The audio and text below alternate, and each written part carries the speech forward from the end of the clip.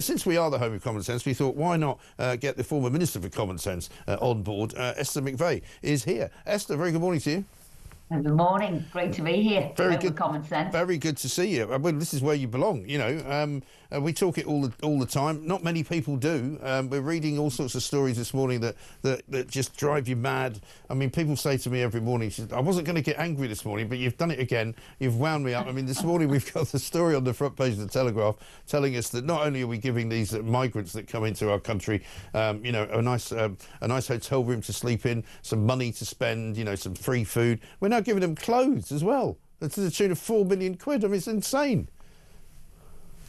Well, look, we've always been a tolerant country, but when you think, you know, you're being taken advantage of, Yes. These have landed on our shores illegally. They shouldn't be here. We should be sending them straight back. And that is why I agreed with Rishi's policy of having Rwanda. We need a third country to send them back immediately to, because they've destroyed the passport. You can't send them back to a country if you don't know where they've come from. We need a third country. And I think people are waking up to that now. But I'm afraid for Labour, it's too late, because it was one of the first things they did was get rid of the third country. But that's the only way you can send these people back. But you're right, we shouldn't be making it easier for illegal immigrants to come over. No, of course not. And as soon as there's a sort of a drive to bring people here, the people smugglers are making an absolute fortune, so they don't need any more incentive than to just keep doing it. But the people are going to keep coming if they know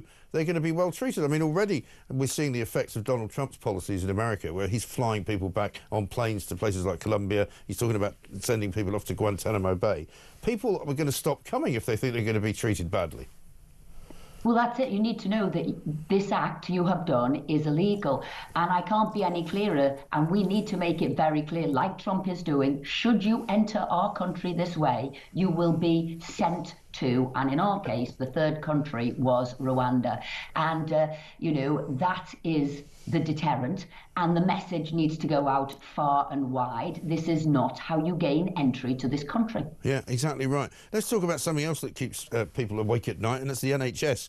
They're hiring diversity staff at a rate of 1 a week, despite orders to cut back on the initiatives. And these are the people who are not in the front line of medicine in any way, shape or form. They're not nurses, they're not doctors. They're just people who should be hired, apparently, in order to fit some kind of ridiculous EDI quota. And again, we've seen Donald Trump just stripping all that away. It can be done. I mean, I'm sorry to say that some of it started under the Tories, but, you know, it's mad, isn't it?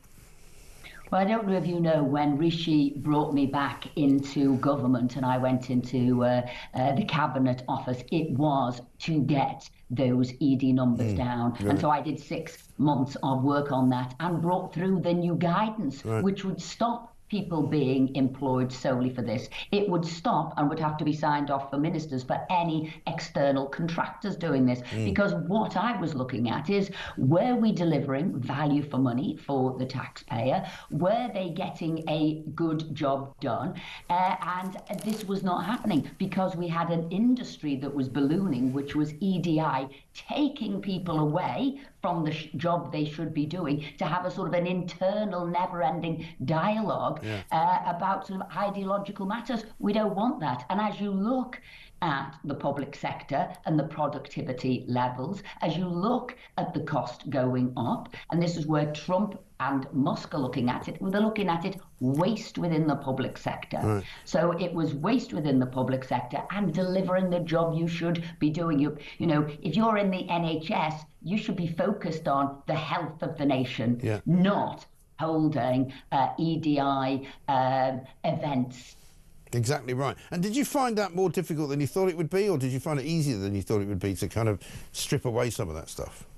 No, it was much more difficult. And I'll tell you for why. Where you see these jobs here, that it is somebody employed to do a job, where you could say, get rid of them immediately, you could see that. But it hadn't. It had absolutely filtrated right through organisations. So then you have to see how many people are doing just a couple of hours a week, a month on this. Then you have to see how many network groups have established. So I was doing the work across Whitehall. So actually getting that information is really rather difficult. Hence, I had to say, anybody who's doing this job, let's move it into human resources so we can actually see what's going on. Let's see the hours, the numbers, etc. of the people. So no, it wasn't easy. And like I said, you've created an industry. You've got a lot of people there doing, I'd call it a non-job, a politically correct job. And so getting rid of that is very complicated, but I'd started the work. Rishi started the work. Jeremy Hunt started the work. And I also think it's different for Trump. He's actually won a mandate to get rid of this. He's just won, and he's just coming straight into office. This was the sort of, I guess it was the end of a parliament, and you had what would be, as I said, an industry, people in there. You had a very left-wing group of people in Labour coming in promising they would keep these roles. And what have they done? Not only have they kept them, they're now expanding them. And I can tell you, this is a massive mistake by Labour. Yeah, and one of many, I'm afraid.